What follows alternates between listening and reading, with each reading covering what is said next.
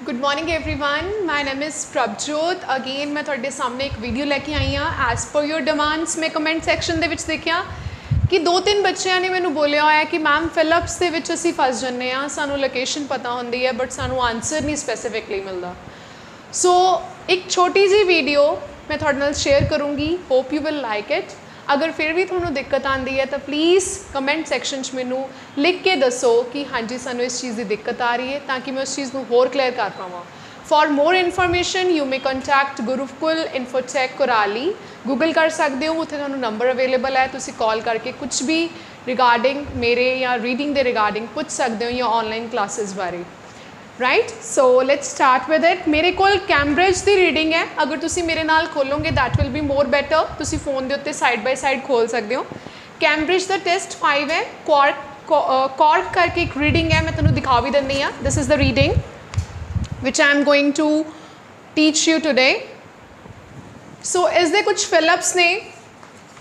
Philips are from 6 to 13, जिसदे विच दिता होया है comparison of aluminium screw caps and cork bottle stopper.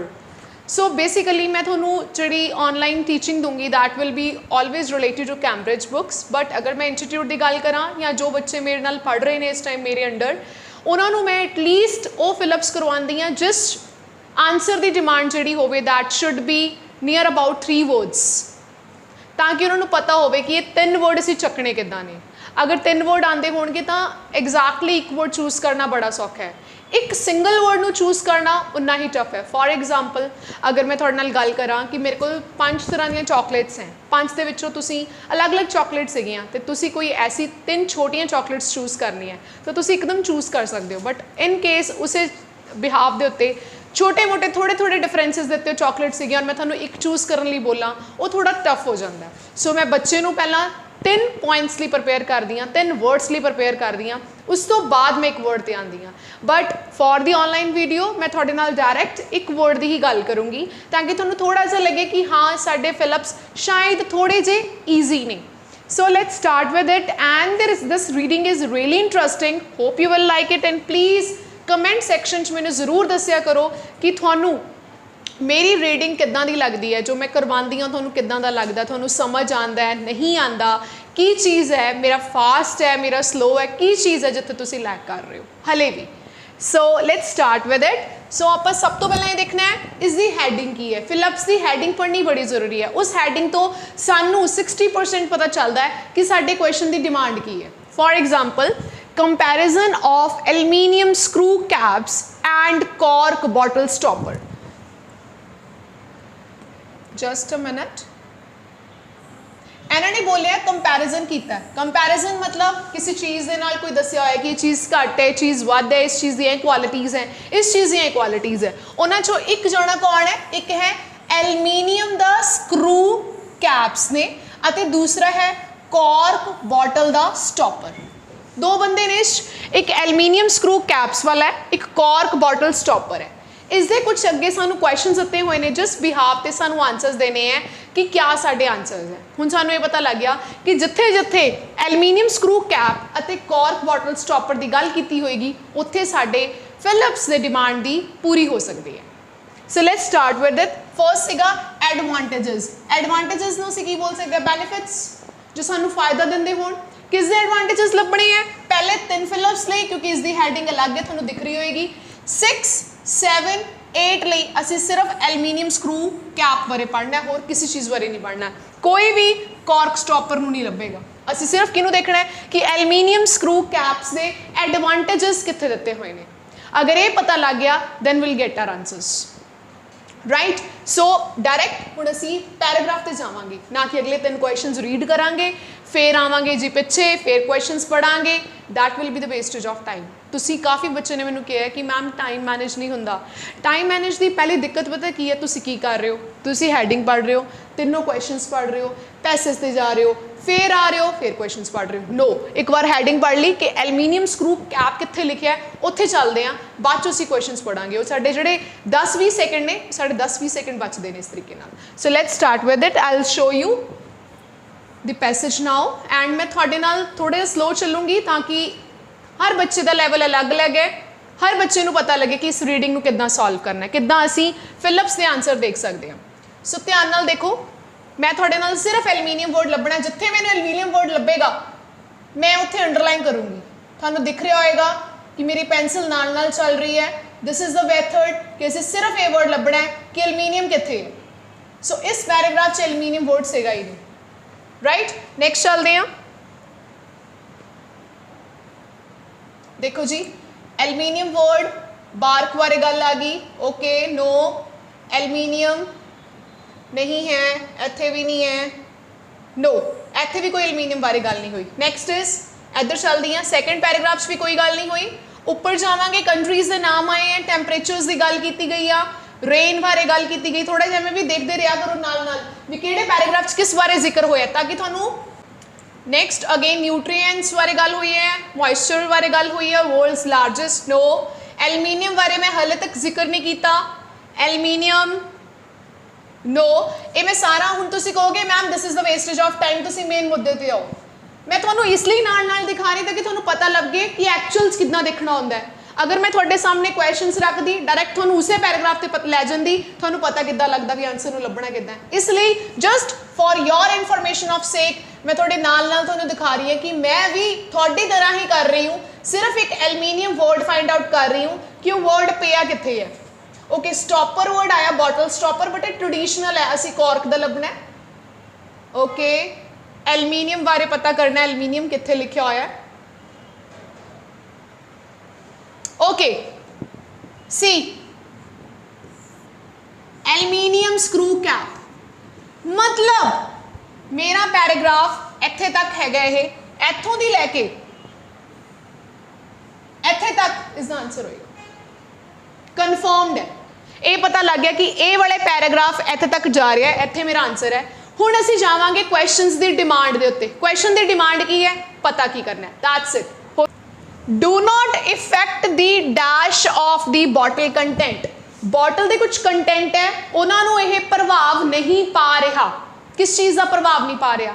Do not effect the dash, कोई चीज़ है जिस चीज़ नू यह इफेक्ट नहीं करता of the bottle content, bottle के कंटेंट दे विच। मान लो शायद हो सकता है वाटर का, वाटर हो सकता है उन्होंने इफेक्ट नहीं कर रहा, वो इंग्रीडिएंट्स है उन्होंने इफेक्ट नहीं कर रहा, कुछ भी हो सकता है, मैनू भी नहीं पता, मैं थोड़े नाल ही जिक्र करूँगी कित्थे लिखा है भी ऐसी किहड़ी चीज़ है जिन्होंने इफेक्ट नहीं कर रहा।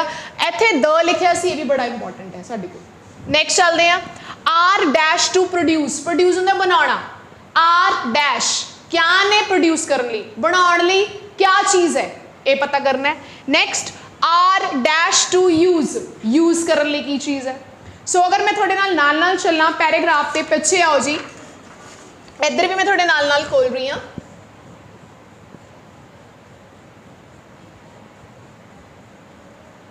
हाँ जी, फर्स्ट क्वेश्चन की डिमांड सी साडे कोल, do not effect the dash of the bottle content. यह बॉटल कंटेंट की कोई चीज़ है उन्होंने प्रभाव नहीं पा रहा। सो मैं तुहानू जिवें दस्सिया सी कि मेरा पैराग्राफ इत्थों शुरू हो रहा है, इस टाइम मैं तुहानू पंजाबी ट्रांसलेट करूँगी and you will get to know जी। सो साडे क्वेश्चन की डिमांड है बच्चे, do not effect the dash of the bottle content, यह नहीं प्रभाव पा रहा किसी चीज़ नू जो कि बॉटल कंटेंट का है। हुण मैं थोड़े नाल नाल रीड करूँगी, पंजाबी ट्रांसलेट करूँगी, सिर्फ असीं ये सुनना है कि एल्यूमीनियम के स्क्रू कैप के उत्ते बॉटल कंटेंट के विच असीं क्या चीज़ सी जिहदे उत्ते प्रभाव नहीं पा रहा। सो ध्यान नाल देखो, रीसेंट ईयर हुण दे समयां दे विच देखिया जा रहा है that the end of the virtual monopoly of the cork, end हो रहा है वर्चुअल मोनोपोली का as the material for the bottle stopper. Bottle अपने कोल इत्थे गल कीदी हुई है बॉटल स्टॉपर दी, साडी डिमांड की सीगी, साडी डिमांड सी स्क्रू कैप एल्यूमीनियम दा, ये तो बॉटल स्टॉपर की गल कर रहे हैं। सो इत्थे डिमांड साडी नहीं है। अगे due to the concerns, concerns दे नाल अगर चलिए अबाउट द इफेक्ट, अगर इफेक्ट बारे सोचिए, it may have on the content of the bottle, प्रभाव पा रहा है। क्वेश्चन की डिमांड की सी, प्रभाव नहीं पा रहा। सो आंसर इत्थे नहीं सी, क्योंकि ए वाला जिहड़ा बोल रहे ने ए वाला इफेक्ट है वो तो प्रभाव पा रहा है। साडे क्वेश्चन की डिमांड की है, प्रभाव नहीं पा रहा। अगे चलते हैं, दिस वर्ड भी मैं कट ही देनी ऑलमोस्ट ये आंसर नहीं हो सकता, थानू भी सारे नू पता है कि ऐसा वर्ड कदे आंसर होया नहीं है। अगर तुसी रीडिंग नाल नाल करदे हो, रोज रेगुलरली कर रहे हो तो थानू पता होएगा दिस वर्ड नहीं आ सकता। ध्यान नाल, दिस इज कॉज्ड बाय किहदे कारण हो रहा है, जो पिछे सेंटेंस थी उहदे नाल ही लिंक है।